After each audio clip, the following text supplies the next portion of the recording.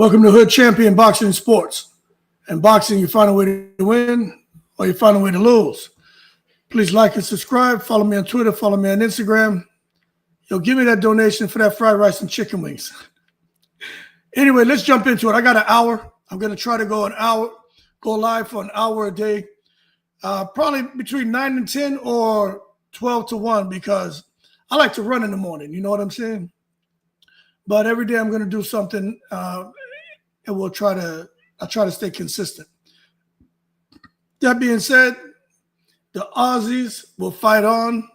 Australia's fighting in the future. I figured today there's no better time than to talk about the Australians. So let's jump into it. Now let's start with Tim Tszyu.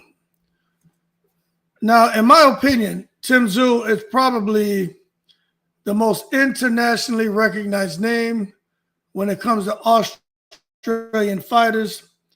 Of course, a lot of people are going to say his father, Costa Tszyu. We're not talking about him. We're talking about right now. Tim Tszyu has really made a name for himself in the sport of boxing, but unfortunately, his last couple of outings, what he's become known for is not something that that he really wants. So he got knocked out by Fundora. He got knocked out by Murtazaliev. Had a fight with Fundora that his team should have stopped, but they didn't. But anyway, we all know who Tim Tszyu is now. Now, let me just tell you this. Tim has a solid skill set. His skill set's built on relentless pressure, built on sharp timing. And even though he's had a couple of bad losses, I still think his ring IQ is underrated. Now, while he doesn't necessarily have one-punch knockout power, he can drop you and hurt you with one punch. But that's more of an accumulation of body work, headshots that breaks opponents down. And he's been able to do that with a systematic approach. When you look at Tim Tszyu, the way he fights, not everybody wants to give him credit for this, but his footwork is pretty economical. He has solid footwork, not really flashy, but very effective with cutting the ring off. Something else that has really worked for Tim Tszyu to his advantage before the Murtazaliev fight and this second Fundora fight is he's always had patience. He's just there kind of stalking his prey, knowing what he can do, just want to make sure that he times everything the right way, he has his patience, and then eventually he will go for the KO. But I still think patience is one of his greatest strengths. I still think he needs to get back to not trying to rush knockouts.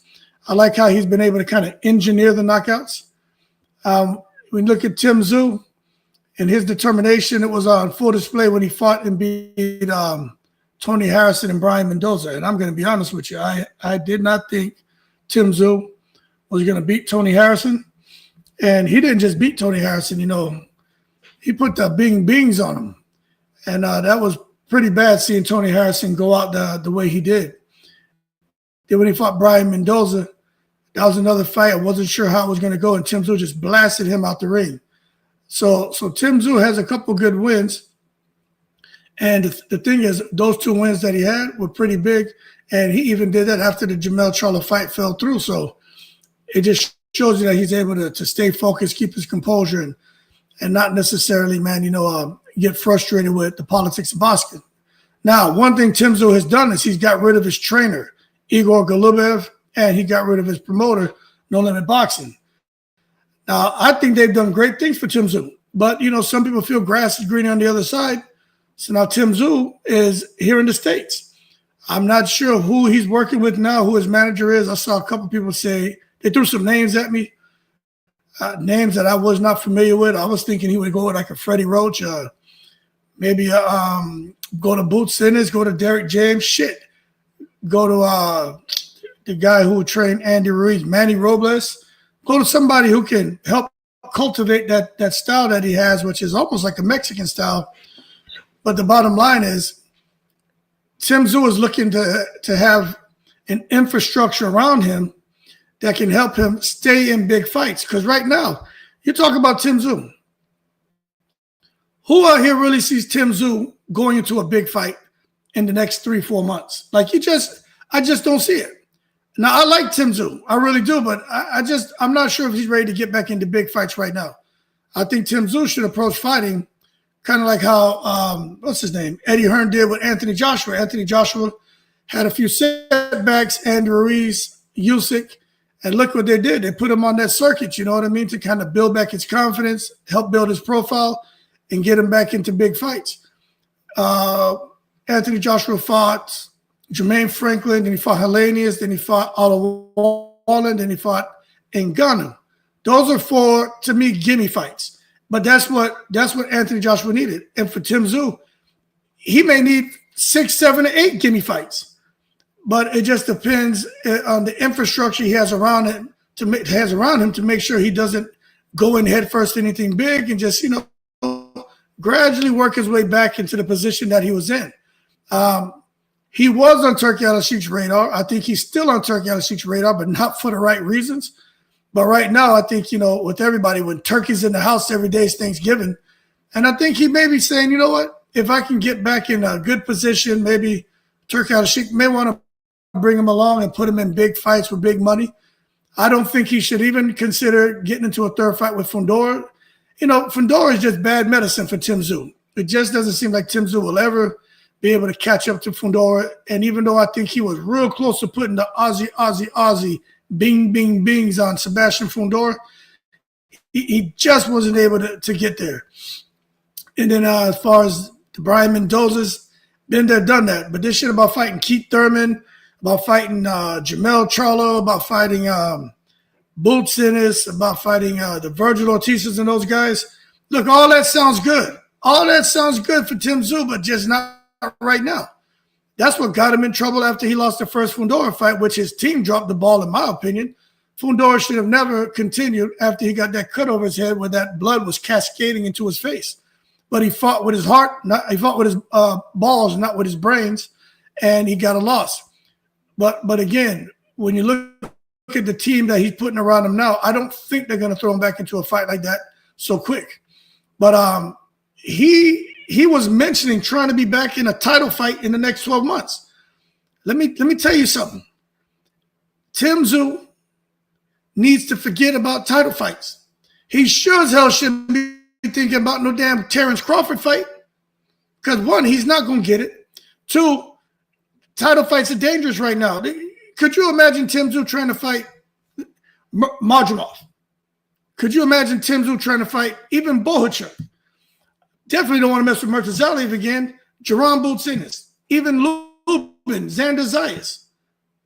There was a point in time where I would say, shit, throw Tim in there. Tim's a badass. He can handle it. But not now. He got to get his confidence back. Got to make sure his punch resistance is there. He's got to take his time and incrementally work his way back into those kind of fights. Because let me tell you something, this 154-pound division, that's a whole other conversation. Maybe 154 isn't where Tim should be. Sound like he was killing himself to make 154. Tim Tszyu's a big boy. Maybe he should be at 160. But if he wants to keep, kind of splashing around in the 154 waters, he better do it against D and C level opposition to get his confidence back up, then graduate to the B and A level guys. But right now he shouldn't. But there's one guy who I'm not worried about at all, and his last name is Tszyu as well. Tim Tszyu's brother. Hold on a second. Oh, here it goes right here. Come down. I got like 3 screens up. Hey, bro, great show. Cheers. Okay, yeah, what's going on, man? Let me come right here. I guess I should put that on there. Rod Rook Davis. Okay, thank you. I appreciate it, man. I appreciate it. But he got a brother named Nikita Tszyu. This is the thing. Most people don't know much about Nikita Tszyu outside of Australia. Nikita Tszyu is Tim's younger brother and arguably the most explosive prospect in Australia, maybe in the goddamn world. Nikita Tszyu is what you call raw, like sushi, but dangerous. His power is real, his aggression is unfiltered, and his ability to bring drama is unmatched. That's the Tszyu. I've been saying this for the longest time. I keep saying it. Nikita Tszyu is the Tszyu that people need to look out for. Now, admittedly, he's still developing some patience. because Nikita Tszyu is green like gold. He's all gas, no brakes. Like he just don't. You heard that saying, "Bull in the china shop, break up all the shit." That's Nikita Tszyu. But he's still got to, work on his patience, develop that. Ring IQ is getting better.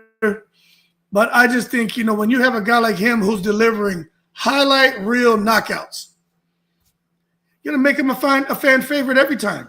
And he's winning. That's the thing. But even if you got a guy like that who's losing, but they get in the ring and they exchange and they fight, they become a fan favorite. And the other thing about Nikita Tszyu that I was watching his last fight, his footwork is improving. His footwork is really getting better. And it's like Brian Norman Jr. is fighting Devin Haney. Brian Norman Jr. has speed, but it's deceptive. Nikita Tszyu is the same way. You're watching him, you almost think he's not that fast, and all of a sudden, boom, he explodes in these short bursts that catch opponents off guard. They can't react quick enough. It's because he's got real speed. The difference with him and his brothers, he's still with No Limit promotional backing. Tszyu is not with him anymore, but Nikita Tszyu, he got the family legacy behind him. He's got the right team for him. Tim chose to do something different. It is what it is. But Tim is, he's definitely, a few notches above where his brother is, but his brother's heading that direction too. So Tim had to do what he had to do to try to, give himself the best chance to be successful and get back to the elite. But with Nikita Tszyu, I think he's at a point where he needs a step-up fight. I think he needs a step-up fight real soon. A matchup against maybe a Jesus Ramos. I don't know if he's quite ready for Brian Norman Jr. Brian Norman Jr. is about to fight Devin Haney. I just don't think I think he's overreaching to even think about getting in the ring with Brian Norman Jr. right now. But nonetheless, those kind of names can be true litmus tests for a guy who's a superstar down under. And it may be the kind of fight to help him get global recognition. But what I could say, well, actually what I will say is if Nikita Tszyu keeps improving, Nikita could be knocking on the door of a Riyadh season undercard by late next year, because that's what Turki Alalshikh wants. He wants a mash-up, crash-up. He doesn't want dominance. He wants drama. He doesn't want Nikita Tszyu to get in there and dominate someone. No, he wants drama. And one thing about Nikita Tszyu, he's going to give you just that. That's what they should call him, Nikita. They should call him Kid Drama, because that's what he brings. Now, there's one fighter out of all the fighters out there in Australia. He's already on the Riyadh season cards. He's already doing the business. He's already in the argument for pound great. They're trying to line him up to fight Usyk. They don't know what they don't know what to do with him exactly, except push him into very, very compelling matchups, into spectacles. His name is Jai Opetaia. Matter of fact, when it comes to Jai Opetaia, I got to give him the round of applause. You know what I mean? Jai Opetaia is the most complete fighter in this group, maybe the most complete fighter down there in Australia. He's already the lineal cruiserweight champion, arguably the best in the division. I think he is the best in the division. And some are saying he may be one of, if not the best in the sport of boxing today. I think you're getting a little bit ahead of ourselves with that kind of statement, but the bottom line is his skill level is elite. He outboxed, he out-toughed Maurice Breedis. He had a broken jaw and did that. The bottom line is Jai Opetaia's power is real. His speed is exceptional. He got a chip on his shoulder. He got a chin. And you can just see he just wants to fight. He got a really good trainer, Chris McCullen. And, somehow people could say there's no true talent and no developmental programs for boxing in Australia. That's bullshit. You look at what they're putting out. Something's working. But I'll just tell you, this guy, Chris McCullen, has kept Jai Opetaia sharp. And he's just got the right promotional team. He's under Eddie Hearn and Matchroom. And they're trying to get him all the global exposure they can. And they've done a really good job with him. Matter of fact, Jai Opetaia is the only cruiserweight that's already in talks for a heavyweight crossover unification bout. After he clips Gilberto Ramirez. So Jai is that guy who they feel could be the next Alexander Usyk. He's fast. He has a sound skill set. He's got power. And when you bring the skills the confidence, the speed, and the power up to the heavyweight division. You can run circles around a lot of those guys. That's what Usyk has done. Usyk beats these guys off of IQ, skill set, and speed. And he has power. And I think Jai Opetaia could be the guy to succeed a fellow like Usyk, who's much smaller than the guys who he's fighting. And I'll tell you this, Turki Alalshikh, he's already brought Jai Opetaia over the Riyadh season, but he definitely has Jai Opetaia as one of the faces of Riyadh season, and he's looking to use Jai Opetaia to help grow in the Riyadh season brand. But this thing about Jai becoming undisputed at cruiserweight, I think he needs to fight the Badu Jack. He needs to fight the Gilberto Ramirez. I don't know why those fights haven't been made yet. It sounds like, I know they're being talked about. I just think he needs to do it sooner than later. Become undisputed at cruiserweight, and then you know what? Maybe he goes up, and now you have a Pacific Islander against Pacific Islander. I know he's from Australia, but think he's Samoan, and Joseph Parker is Samoan. And that would, to me, would be a really good fight for Jai Opetaia. First, become undisputed at cruiserweight, and then go up and fight Joseph Parker. That will be a blockbuster. And I don't know if they would have that fight in New Zealand or in Australia. I would think Australia would probably be able to accommodate more people. I don't know. Probably have to wait for the Australian fans and the New Zealand fans to let me know what would probably be a better approach. But Jai Opetaia against Joseph Parker, that would be a blockbuster, man. The bottom line is Jai Opetaia is already elite. He's just waiting for the right stage, right opponent, right time, and I just think he's going to just take off in the sport of boxing. He has everything that a fighter needs to go on and actually become a pound-for-pound great and maybe carry the sport of boxing on his back. Coming from a little island out there in Australia, and to be able to do that is amazing. Then you got the wild card out there in Australia. You got a guy named Teremoana Teremoana. That's right. First and last name is the exact same. He is the wild card. Matter of fact, Eddie Hearn just went on record with Teremoana, and they were calling out Moses Atama. Now, if you don't know who Moses Atama is, he's out there out of the UK. He is just a phenomenon, man. If you watch him fight, speed, power, grit, intelligence, explosiveness, confidence. He's been giving the heavyweights the business since he's been 15. 15 years old, sparring heavyweights, and all the great heavyweights we know right now who are active and beating them in sparring, giving them good work. That's why there's no surprise at age 20, Moses Atama is doing the business. But Teremoana, he's a heavyweight prospect, serious power, Polynesian grit. Teremoana is still developing his technical skill set, but, he wants to fight Moses Atama. Now, I don't think he should get in there yet. He's got some power. He's got that grit from Polynesians, man. They're always down for the get down, but I think Teremoana still needs to work on his technical skill set before he messes with a Moses Atama. When you watch his feet, still a little bit heavy. Footwork is heavy. Timing is getting better. He just got something he can't teach you, which is that knockout power, raw knockout power, willing to engage. He's not going to run. But when you look at Teremoana and what he brings to the table, he has everything that would make him dangerous. And he has a chin. But I just think he needs to work on his patience, his IQ. I think needs some refinement and just polish up his skill set.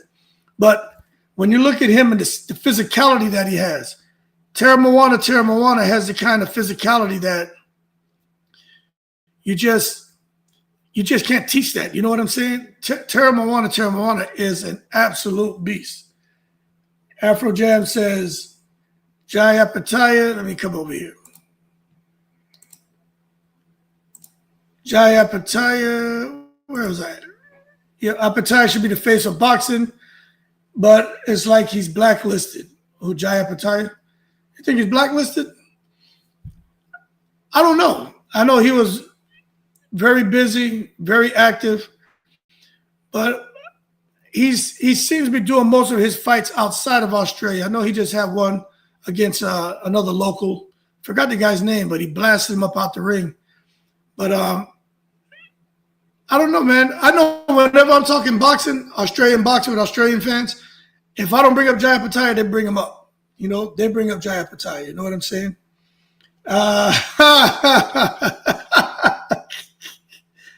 Lord Zed says, here goes Hood Champ always talking about Tim Tszyu. Nah. What I'm doing, every day I'm going to go live for an hour between 9 and 10 or 12 and 1. I'm going to do that every day. I'm going to talk about different fighters. Tomorrow I'm going to talk about Devin Haney and Brian Norman Jr. That should be a pretty fun one. But today I want to talk about the Australian fighters. But anyway, when it comes to Teremoana, listen, with the right trainer, more international sparring, I think he could be a real problem, man. They got a guy named Jalalov. He's not from Australia, but these are guys that are coming up, man. But Teremoana, he's promoted by Tasman fighters and has been linked to potential camps in the US and the UK. But if Turkey wants a heavyweight banger for a Riyadh undercard, Teremoana versus Justice Hooney. Justice Hooney could be a good fight. Even clash with somebody like Martin Bakole could be fireworks. Matter of fact, I would like to see Teremoana against Martin Bakole. Because Martin Bakole, you know, I don't know what Martin Bakole is doing. You know what I'm saying? But I think Teremoana may have a good chance against Martin Bakole. But one thing for sure, that shit will be fireworks. But Teremoana, he's not ready for the top yet, but he's on the verge of becoming a cult favorite. He really is. Let me bring this over here. Where is it? Right here. Okay. Lowe's just says, I know, I'm just joking. This is fun. Glad you will be live. Yeah, I'm gonna do it. I'm gonna go live Monday through Friday. I'm making time to do it now. Could you make a video on Night of the Samurai, Japan and Saudi at the end of the year? Oh, yeah. I will. Gavin Baldwin, Australia Aussies come to fight. It's that simple. Aussies don't come to dance around the ring. Great show, mate. Hood Champion Boxing. Oh, all right, Gavin. I appreciate the feedback, man. I'm not from Australia, but I'm always shouting that Aussie, oi. That's one thing I know, man. Australians, good attitudes and come to fight, man. Even in the comment section. I had to block one guy. The one guy, he was mad because I did a clickbait video title. And he just was ranting and raving. I had to block his ass. But, you know, for the most part, nah, man, the Aussies are good people, you know. And one thing I know for sure is that the Aussies come to fight, for sure. But anyway, with Teremoana, let's see what happens with him between now and the end of the year. See what they're going to do with him. Because there's some really good fights out there for Teremoana. And then you got Liam Paro. Liam Paro is the quiet assassin, man. Undefeated and slick. Well, he's not undefeated no more. He lost to, what's his name? Richardson Hitchens. But if you look at what's his name did, what Paro did to Subra Matias, that just speaks volumes about Liam Paro and his talent. The man just went out there and did the business, man. His skill set is just built on movement, built on timing, built on ring IQ, you know. And the recent bout. Yeah, no, I remember that. But I just think with a guy like Paro, he's efficient and he's hard to hit. Now he has patience. He has great footwork. I like his herky-jerky, kind of up and down style. Controls the range beautifully. And his trainer, man, Alfie DiCarlo, they're doing a really good job with him. And he's promoted by Matchroom. So he got the right team.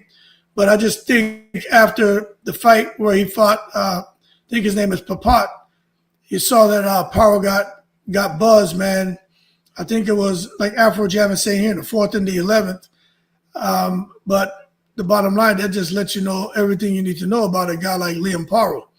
But after coming off of this fight with this guy Papat, he needs a signature win, man. I think now maybe a Gary Antoine Russell, a Teofimo Lopez.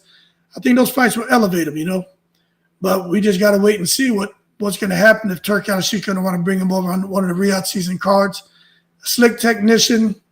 He can fight. He can dwell in the chaos. But I think Liam Paro, it's just a matter of time for him getting back to a title shot or an interim belt pretty soon. He says right here, he says, judging from how well Goodman versus Ball was, it's a shame we never got Goodman versus anyway. So Goodman is another name, man. Goodwin can fight. Goodman can fight. He really can. He's a really good fighter, man. And I was watching him fight Nick Ball. Nick Ball he was just able to up it. He was just able to up it, man, against Goodman. But Goodman against Inoue would have been a really, really, really good fight. Something happened that precluded that fight from taking place. I can't remember what it was, but it's supposed to be Goodman against Inoue, and I can't remember what happened. But anyway, but Inoue. I think Goodman. I think he'll bounce back. Who he fights, I don't know. But the bottom line is, come to Australian boxing. That whole Australian boxing scene is thriving, man. It really is. Tim Tszyu's world class, but those losses that Tim Tszyu took, he said his eye kept getting cut before his fights. But I'm glad you're talking about that, because there's a lot of fighters out here, man. When you look at them and the way they perform, they should get the victories. But when you start getting hit, having scar tissue, and it starts opening up and you start getting cuts, that's a bad sign. You look at Tim Tszyu, what the kind of damage that he's taken. And I would say in 3 fights, the 2 Fundora fights and the Murtazalia fights, how many years did that take off a fighter? A guy like Tim Tszyu, I remember he was calling out Jermell Charlo, and a lot of us felt that, that he would give Jermell Charlo a tough fight. But just going forward, out of all these guys we're talking about, the Teremoanas, the Nikita Tszyu, the Liam Paro, the Jaya Opataias, Tim Tszyu is the one who I'm just not sure how much he has left. I'm not sure how much Tim Tszyu has left, man. Tim Tszyu's been through a lot.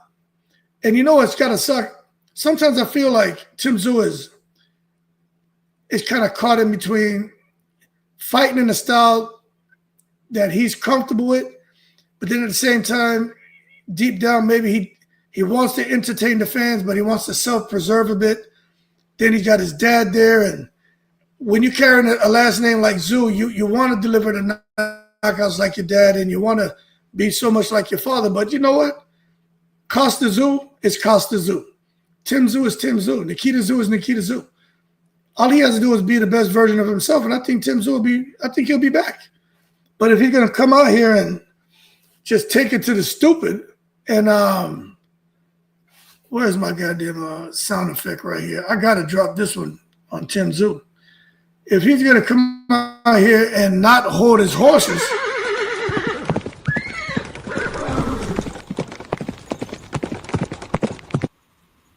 and just want to get in the ring and just look for a massive crash up, a brouhaha, rock'em sock'em robot style of fight, Tim Tszyu he's never going to get back to the position he was in. He's just got to win. And can he do that? I hope so. Let me take a look at something while I'm talking to you guys. But I really hope.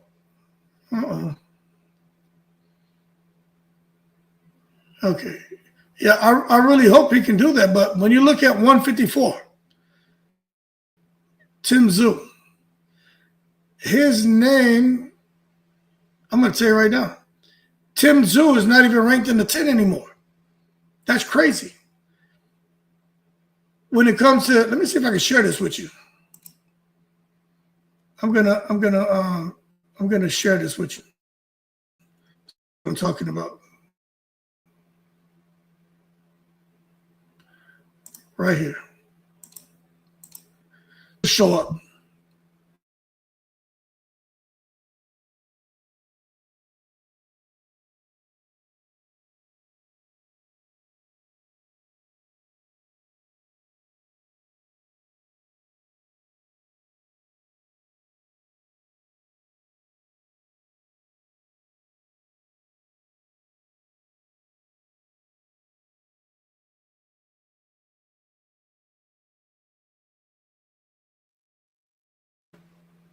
There we go.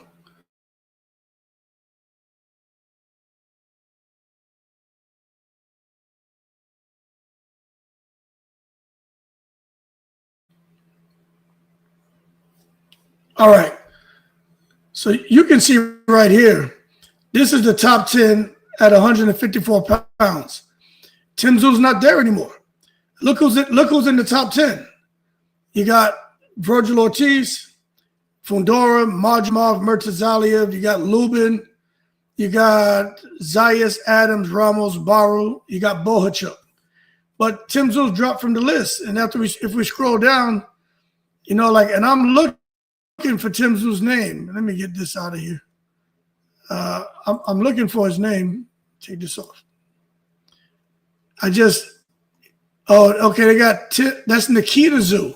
So at 154, Nikita Tszyu is ranked number 15 by the IBF, by the WBO. Nikita Tszyu is ranked number 11 by the IBF. And Tim Tszyu is ranked number 11 by the WBC. Nikita Tszyu is not ranked by the WBC. And then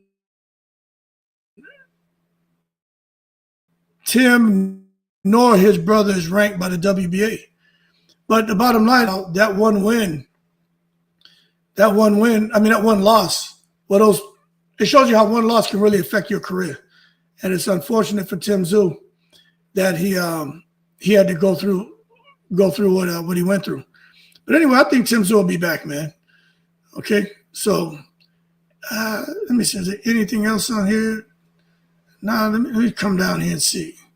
For Liam Paro, where's Liam Paro at? He's fight. Oh no, Liam Paro's at 147 now, isn't he? Yeah, he bubbled up to 147. Yeah, he's ranked number 5 by the WBO. Liam Paro's ranked number 7 by the IBF, and Liam Paro is not ranked by the WBA or the WBC. So it is what it is. All right. So that's my little breakdown, man, on the Australians and what they have going on. Let me see. I got anything else on here before I jump off? Okay. All right. So that's that. And that's good enough for me, man. I'll be back on here tomorrow talking about Devin Haney and Brian Norman Jr. That's probably going to be like a 2-hour live, but I'll try to do that one first thing in the morning. That way I'll have my cup of coffee. We can get going. That being said, y'all keep cool. Shout out to the veterans, all 7 continents. Aussie, Aussie, Aussie, oi, oi, oi. Tim Tszyu will be back, but they got some other Australian fighters out there. His brother, Teremoana, and some other guys who will make it noise. So we'll see what the future holds for Australian boxing. Y'all keep cool in the booth.